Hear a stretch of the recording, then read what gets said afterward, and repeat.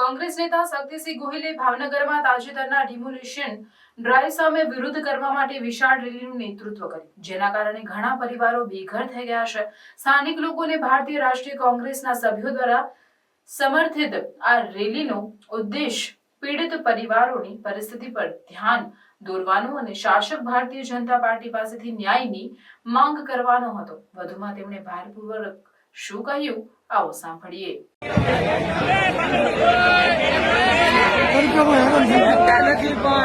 મારી વાતની શરૂઆત કરવી પહેલા ભાવનગરના ભાવપૂર્ણ સજ્જનો, સન્નારીઓ, યુવા સાથીઓને આ એક સંઘર્ષ માટે અહીંયા એકત્રિત થવા બદલ હૃદયપૂર્વક અભિનંદન આપું છું. આ ભાવનગરની આપણી પરંપરા રહી છે.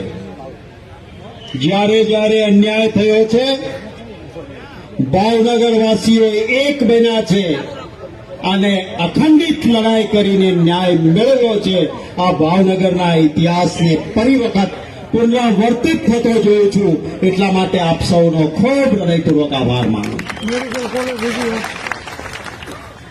અમારા સાથે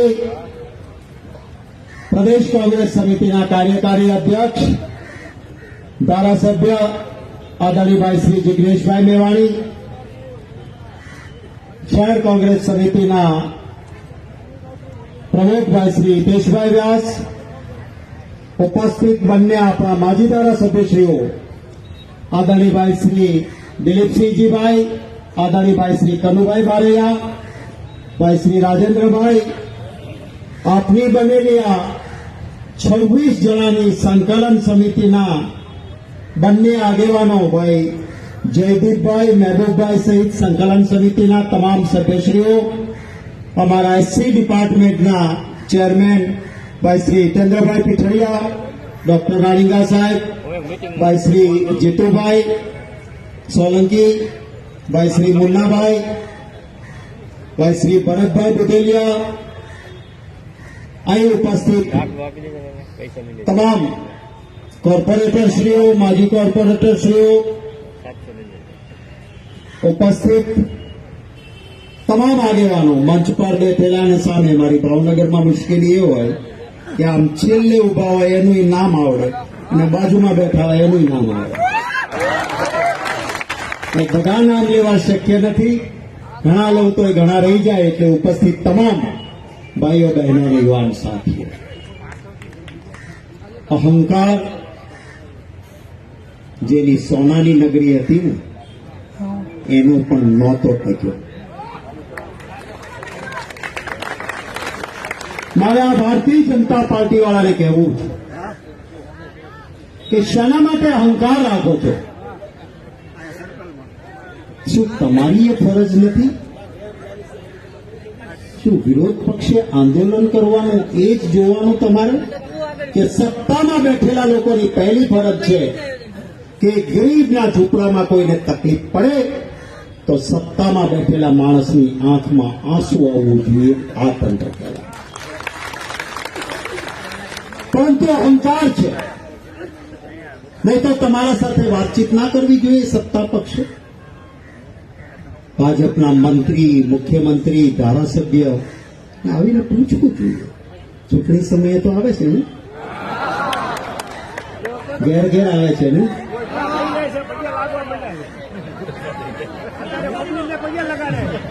પગે લગાડે મત લીધા પછી કહે છે કે મત લેવા આવે ત્યારે પગે લાગે ને પછી પગે લગાડે. પરંતુ આ જેમની સામે આપણે એકત્રિત થયા છીએ, બાબા સાહેબ આંબેડકર, એમણે કહ્યું છે શિક્ષિત બનો, સંગઠિત બનો અને સંઘર્ષ કરો. અહીંયાથી નિર્ણય કરીને જજો કે સંગઠિત બનીશું. મારું ન તૂટે પણ કોઈ ગરીબ મા બહેનનું તૂટતું હશે, કોઈ ગરીબ પરિવારનું તૂટતું હશે તો હું મારા ઘરમાં બેસી નહીં રહું. અડીખમ બનીને એની સામે લડવા ઉભો. આ દેશમાં છે ને અંગ્રેજોએ ધંધો કર્યો હતો. ભાગલા પાડો અને રાજ કરો. બરાબર એ જ રીતે ભારતીય જનતા પાર્ટી ચાલે છે. 5,000 ઘર તોડવા નીકળ્યા છે. 5,000. હવે તમારા મેં ભાગલા પાડશો. એ કાંઠે છે ને એનું તૂટવાનું, તમારી નોટિસ પાછી ખેંચશે. એટલે આપણે થોડાક રાજી થઈ જાય. હવે વાંધો નહીં, પેલા એનું તોડશે ને પછી આપણું તોડશે, એટલે વાતમાં આવતા. અને જેનું તૂટે છે, કદાચ મારું ન પણ તૂટવાનું હોય તો, જેનું તૂટે છે એ મારો ભાવનગરનો પરિવાર છે, મારા ઘરના સભ્યો. આ વાત લઈને જવું છે. અરે વિકાસ વિકાસ વિકાસ, શેનો વિકાસ? એક ગરીબનું ઝૂંપડું તોડીને જો એને રોકકળતા કરીને તમે વિકાસ કરશો તો એ વિકાસ નથી, એ વિનાશ છે. એ કહેવા માટે જરૂર છે તમારે. તો જેમ કોંગ્રેસ પાર્ટી કેન્દ્રમાં સત્તામાં હતી તો જનસંપત્તિ પર લોકોનો પોતાની મિલકત પરનો અધિકાર અને લેન્ડ એક્વિઝિશન એટલે જમીન સંપાદન કરવાનો કાયદો નહીં, પણ જમીનની સંપત્તિ પર એ માલિકનો અધિકાર છે એવો કાયદો કોંગ્રેસ પાર્ટી લાવી. કે તમારે કોઈનું વિકાસ માટે જોઈતું હોય તો માર્કેટ વેલ્યુ કરતા ડબલ એને કિંમત આપો અને એ જ સામેથી કે વાંધો નહીં લો, પણ મને પૂરું વળતર મળે છે. મારું ઝૂંપડું છે, એની બદલે પાકો બંગલો બનવાનો હોય તો મારું ઝૂંપડું હું જતું કરીશ. પણ 40 વર્ષ 50 વર્ષ 3 પેઢીઓ જેની થઈ, એ ઘરને કુદરતી ન્યાયના સિદ્ધાંતથી વિરુદ્ધ કોઈ તોડવા નીકળે તો આ અન્યાય કરતા છે. અને સત્તાધીશોને હું કહેવા માંગુ છું કે હાય ગરીબ કી કદી ન ખાલી જાય, હાય ગરીબ કી કદી ન ખાલી જાય, મોએ ઢોર કે ચર્મ સે લોહા ભી ભસ્મ હો. આ બેઠેલા વ્યક્તિઓની મહેનતથી તમારા બંગલામાં એક નાની મુશ્કેલી આવે તો તમારી ઊંઘ હરામ થાય છે. તો જેણે પરસેવો પાડીને કાળી મજદૂરી કરીને એક ઈંટ ભેગી કરીને ઘરે માથું ઢંકાયો કુટુંબ માટે એક આશરો કર્યો છે, એના ઉપર બુલડોઝર ચલાવતા પહેલા તમને કાળજા પર કાતર કેમ નથી ચાલતી? મને સવાલ. આ ઘર એમના નથી બન્યા. મેં જોયા છે ધોબી સોસાયટીમાં ઘર બનાવતા લોકોને, મેં જોયા છે એ ગઢેચી વડલાના કાંઠે રહેતા પરિવારોને, મેં જોયા છે કુંભારવાડામાં કે મોતી તળાવની ચાલી પર રહેતા એ પરિવારોને જે દિવસથી રાત સુધી મહેનત કરીને પરસેવો પાડે છે અને એમાંથી 5 પૈસા બનાવીને એક ઘર બનાવવા માટેનો આશ્રય પેદા કરે. શું તમારી જવાબદારી નહોતી સત્તાધીશો કે જ્યારે ઘર બનતું હતું કદાચ ખોટી જગ્યાએ બનતું હતું તો ત્યારે રોકવું હતું, પણ મહેનતકશ લોકોના પરસેવાથી બન્યા પછી એને તોડવાનું પાપ નહીં કરવું જોઈએ? આ વાત હું કહેવામાં હું આભાર માનીશ જિગ્નેશભાઈ મેવાણીનો. મને એમણે કહ્યું કે પ્રમુખ સાહેબ ભાવનગરના તમે છો, તમારે તો આખું ગુજરાત હવે તમારું કહેવાય. ભાવનગર જિલ્લામાં લડતની જવાબદારી હું સ્વીકારીશ. આ કહેનાર અમારા સાથી ભાઈને જિગ્નેશભાઈ.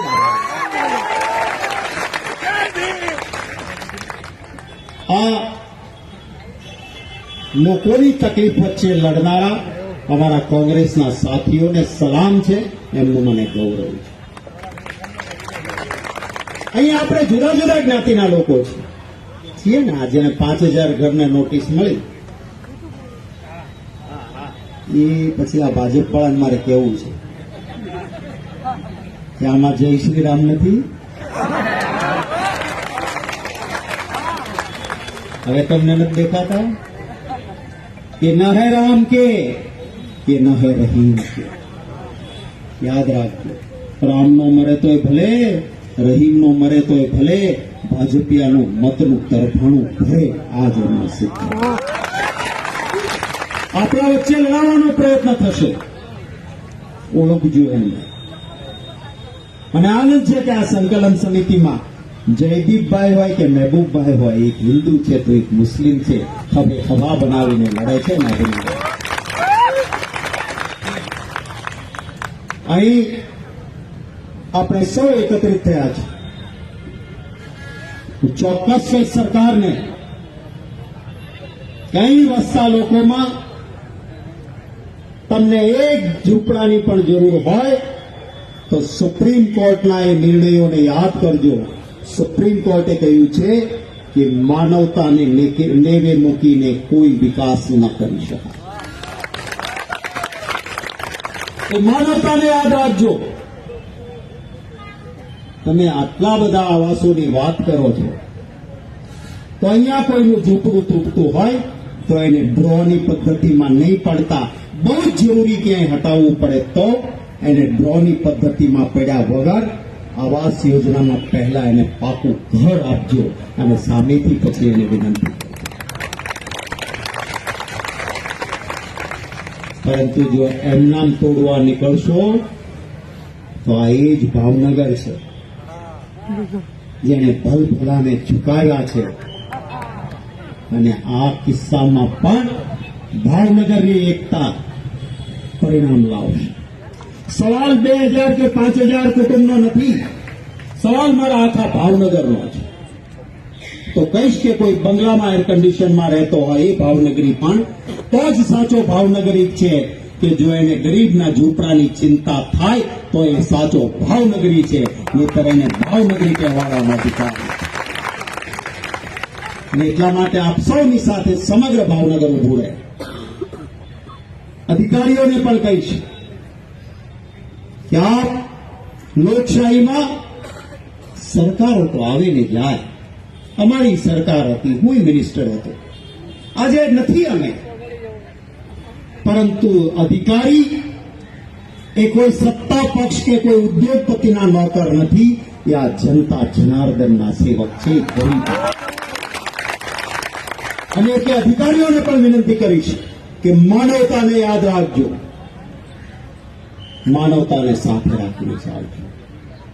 અને એ રાખીને ચાલશો તો તમારા ઓલા CR એટલે કોન્ફિડેન્શિયલ રિપોર્ટ કહેવાય, ખાનગી રિપોર્ટ, કે સરકારના ચોપડે જે લખાવા હોય એ લખાય, પણ ભગવાનના ચોપડે ખોટા લખાઈ જશે. એટલે એની ચિંતા કરો.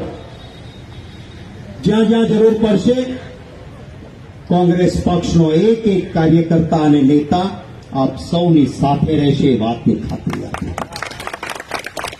મને વખત જિગ્નેશભાઈનો આભાર માનીશ અને કહ્યું છે જ્યારે બોલાવો ત્યારે ને જેટલી વખત બોલાવો એટલી વખત આવીશ. આપણે કોઈક વસ્તુ બજારમાં લેવા જઈએ એમાં લખ્યું હોય છે ને T&C અપ્લાયઝ, ટર્મ્સ એન્ડ કન્ડિશન, એટલે કે શરતો લાગુ પડે. એને કીધું છે કે શરત મારી એટલી છે કે બધા જ એક રહેજો, નેક રહેજો ને દિલથી લડજો, તો જેટલી વખત બોલાવીશ એટલા વખત આવીશ. એ વાત કરી છે, માટે જિગ્નેશભાઈનો આભાર.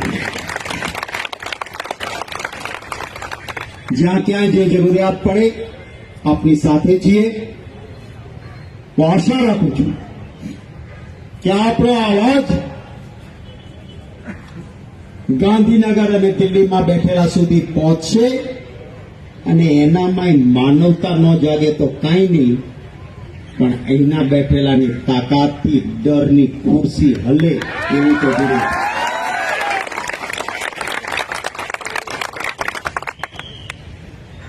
ક્યાંય હોય તો ચર્ચા કરજો આ સંકલન સમિતિના મિત્રો સાથે. તમે રોડ મોટો કરીને જ્યાં જરૂરિયાત નથી ત્યાં વિનાશ નહીં કરતા. જેટલું જરૂરિયાત હોય અને એમાં કોઈનું નાનું મોટું હોય તો એને વૈકલ્પિક વ્યવસ્થા આપો, અમે પણ સહયોગ આપીશું. પરંતુ માનવતાને નેવે મૂકીને તોડવા નીકળશો તો આ ભાવનગર વાસીઓ તમને એ કામ નહીં કરવા દે, એ વાતની પણ ચેલેન્જ ભારતીય જનતા પાર્ટી આપે છે. શિયાળામાં પણ વાગે એવી તડકી છે, એમ છતાં બધા પ્રેમથી બેઠા છો, એ માટે આપનો આભાર માનું છું. ખાસ વિનંતી છે, આપણે કોર્પોરેશનમાં આવેદનપત્ર આપવા જઈશું એક પણ વ્યક્તિ અહીંથી છૂટું ન પડે. પગપાળા જઈશું. જિગ્નેશભાઈ અને હું પણ આપની સાથે ચાલતા ચાલતા આવીશું.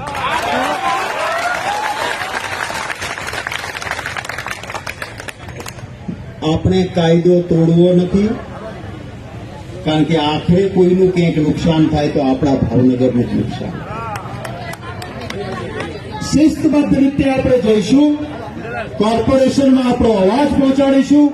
છેક સુધી ચાલીને અમે પણ આવીશું અને કમિશનરને આવેદનપત્ર આપવા માટે સંકલન સમિતિના 2 સભ્યો અને શહેર કોંગ્રેસ સમિતિના પ્રમુખશ્રી અને આગેવાનો જશે.